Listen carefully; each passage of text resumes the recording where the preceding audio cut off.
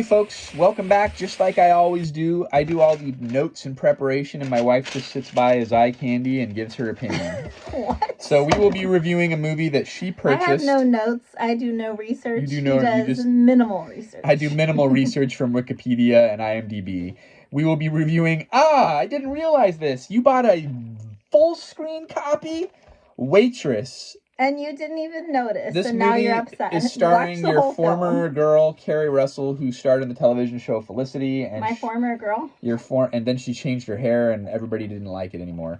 So that was in the show. She had her hair, yeah. This movie was written and directed, and a star in the movie, Adrienne Shelly, that's her stage name. Oh. Her real name is Adrienne Levine.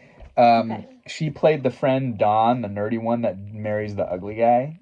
Oh, yeah. She was cute. She was murdered.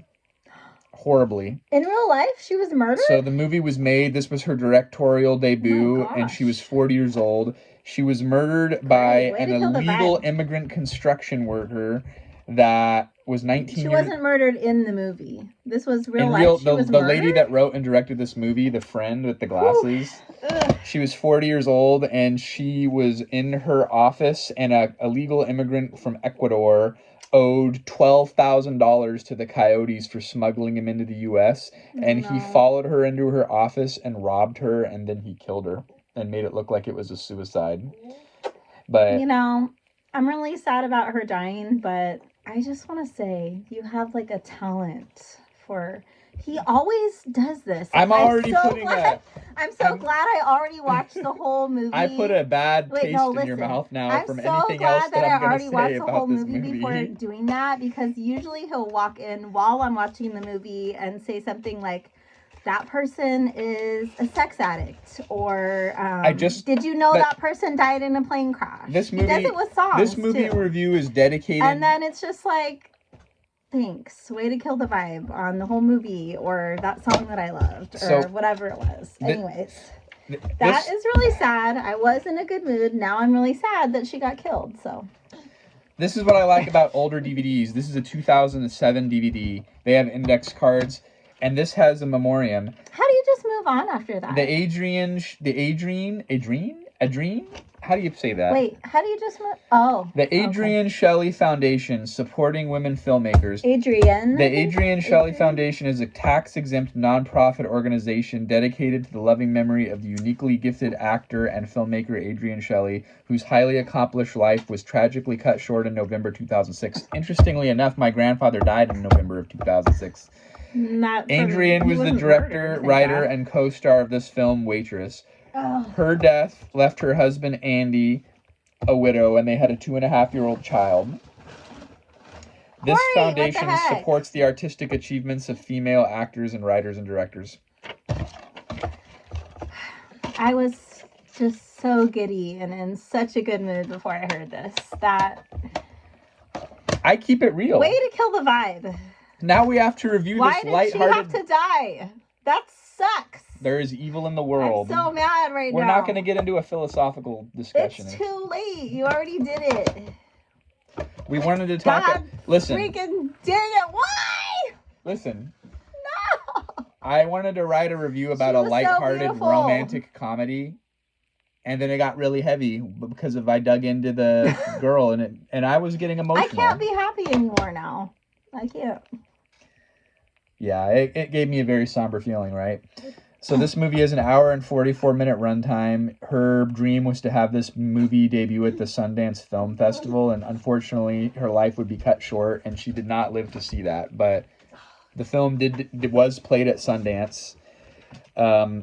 Critics like this. Why do these dang people have to ruin other people's lives? Like, if you're gonna be a screw up, just screw up your own life. So this happened in 2006. He was only sentenced to 25 years in prison, and he gets to be deported back to his home country once he get out. What? So, because he's an illegal immigrant. So, the movie has not right. I know. There's a lot wrong in society. A lot wrong. She was a beautiful woman. And I know she wasn't Carrie Russell status, but She could have been. But that's her. That's her right there. The main girl in this movie. This just she kind was of. I didn't. enough Again, and I didn't. Smart enough. I didn't know any of this going into this movie, and now it's affecting my. Very lovely. That's affecting my view of this movie. I might have to change my review. Out of sympathy. Can't do that. Okay, you're right. I gotta give what I'm gonna give. So this movie has an hour. Wait. This. You're gonna make it better. You can't do that. A woman died. Wait, okay, so you feel bad that someone died. So you can't do a sympathy bump up in the points? A sympathy bump? It's my channel. I can do whatever I want. But you're right. I probably shouldn't. I'd lose credibility. Okay, so this movie... Who? The 5 people that are watching right 355. Now? That's my current follower count. That's fair. All right, I'm going to let you talk. The movie has an 89% Rotten Tomato critic average. However... 250,000 audience members have submitted their review. Why do people even watch this channel? No one's watching. No one's watching. A couple people are. The audience member average on Rotten Tomato is only 74%, which I think I'm more aligned with that. Yeah, me too. IMDb is 7 out of 10, which is a great score from them. 84 people have submitted their review to Google. Their average is 4.3 out of 5. Yours truly and you, we are both in agreement. I liked the movie. It was enjoyable, but... 4 out of 5, it doesn't raise to that precedence for me. I was going to say 3 out of 5, but now that I know that someone passed away... I wrote 3 out of 5. 5 out of 5. Before I even knew that she had been tragically murdered, I wrote 3 out of 5. And how dare you?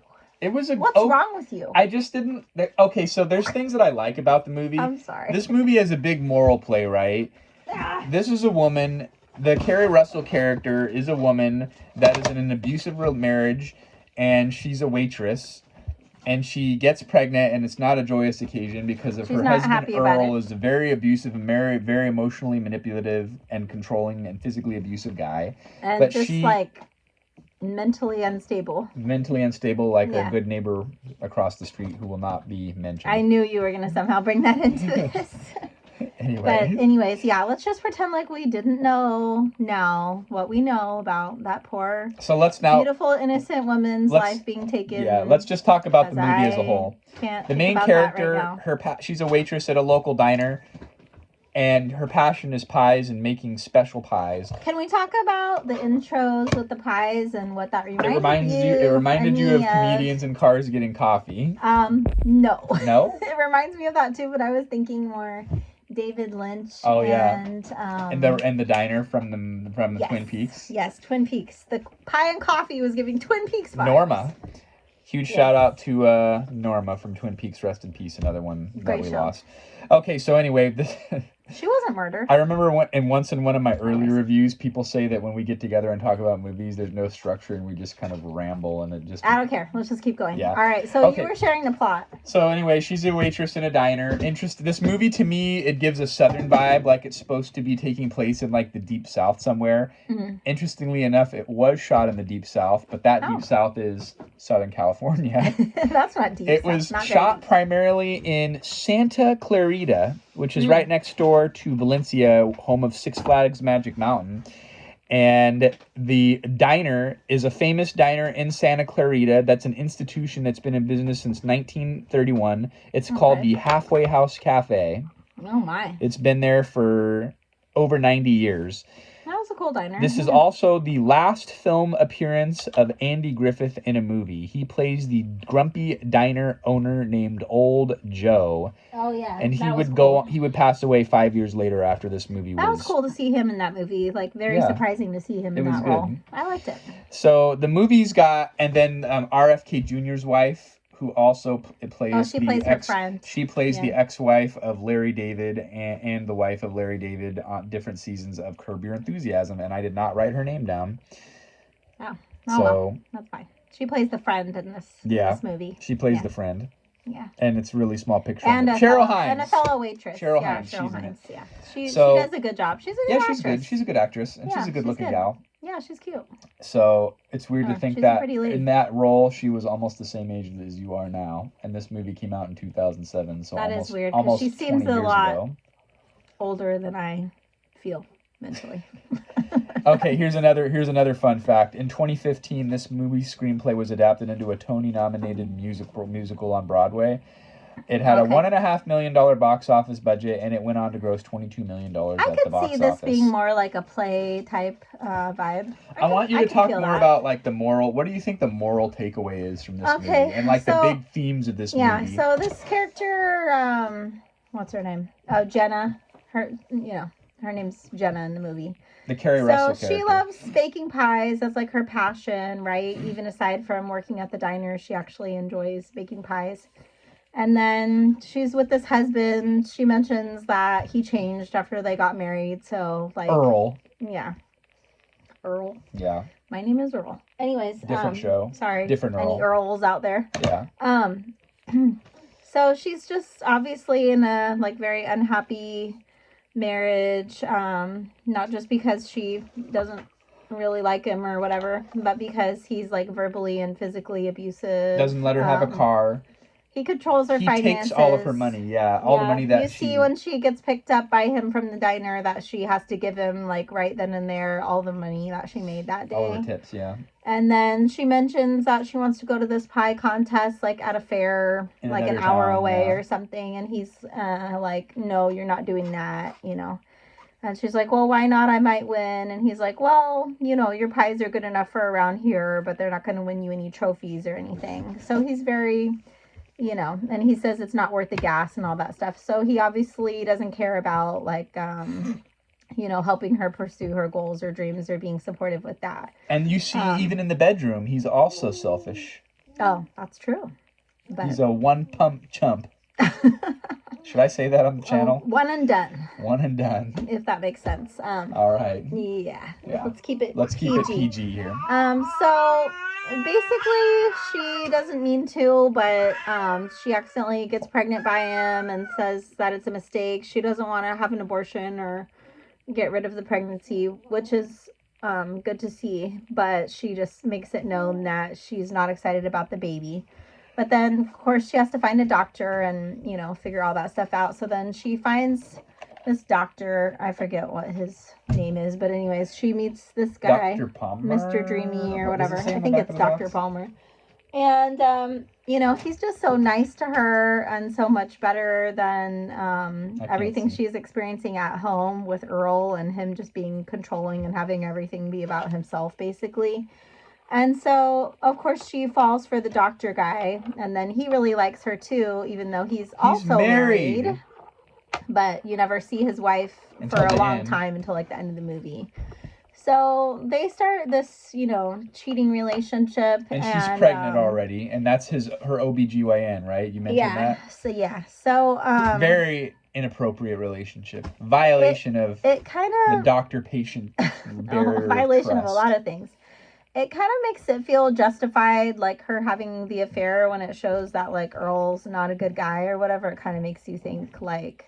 Kind of makes the viewer feel like, okay, well, you know, but at the same... But to me, the deeper moral play was like her being... she was already taken advantage of by that husband, and then this was just another guy in a position of authority taking advantage of her and abusing his power. Because he was also married, and then when you finally do see the wife is when she's giving birth at the hospital. She's a gorgeous redhead, and she's also a doctor. And she seems very nice, right? She's not painted as, like, you know, this is a terrible person, and we can't blame him for wanting to get away from her. She's awful, you know, nothing like that. And I just also want to point out that it's still not okay, right? Like her cheating with the doctor guy, like, just because her husband is terrible and he's abusive and everything. There's acknowledgement of that on her behalf. It's still, like, not okay.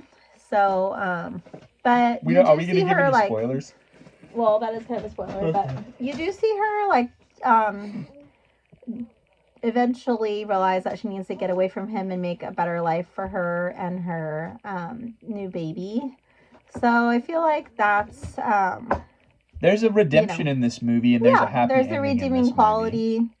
It's a little unrealistic though, because with how controlling he was, I think that they just get a divorce and then she stays there in the same town and sticks around, and it's like I don't know. That guy was like slapping her around and getting all crazy and whatnot. Right. So I don't, you know. But it's a movie, right?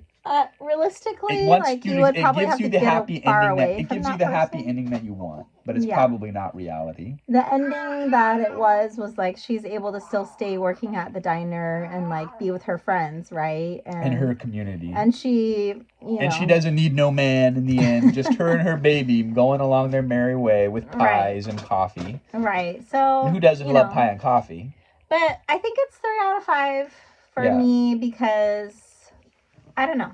There was something missing, and I can't put my finger on what it was, but it just wasn't like that feel-good classic, And maybe it was because there's so much cheating in it. It's a good movie, but it's not like I would have never picked a movie like this out to watch. Right. This is a chick flick, and the only reason that I really picked it, to be honest, is because it's Carrie Russell, and I really like her. And that other movie that we watched too, the Magic of Ordinary Days movie. Or whatever, she was in that. So I guess I was kind of on a Carrie Russell. It's been a while since we reviewed that one. There's also somebody else who cheats in this movie. It's her friend. Oh, the Cheryl Hines. Her friend is married to like this invalid guy. It never shows him, but basically you just hear about him. She says like, I don't really have a marriage. Like it's just this guy who's like got all these health problems and can't like do anything anymore. And so she's like, I deserve to have fun, I deserve to go off with this. But she calls her out on it, though. She's like, that's funny because when the Carrie Russell character, when she calls her out on it, like, hey, this is wrong, then she kind of like realizes that she's being a total hypocrite because she's doing the same thing. Too. So yeah, you're right. So, so I think that was the beginning of her realizing, like, you know what? Yeah, like this is wrong, and. So there is some character development there. Yeah. But in the end, it kind of makes you really kind of hate this guy because it's like... The doctor character. What the heck, guy? Like, and then he kind of fades... They build up this whole character, and then he just kind of goes away, and the emphasis is on the Carrie Russell character in the end. Yeah. It was... she was always the main character, but... Yeah. But I liked the relationship, too, with the grumpy diner owner and Carrie Russell because he's kind of like a father figure to Andy her. Griffith character. Yeah, like he really loves her. And he gives her moral commentary, too. We got to wrap things up here. My battery light is flashing. Ooh, 17 minutes. This might be our longest one. Because I did a big in memoriam to... oh, yeah. You had to remind me. Dedicated to her, this review. So upset. I'm going to have to donate something to that foundation now. I'm sorry I couldn't give you a higher review, but... It's just not the style of movie that I would normally pick. What the heck? Someone died and you still... No. Thanks for watching, folks. We'll see you next time. Bye.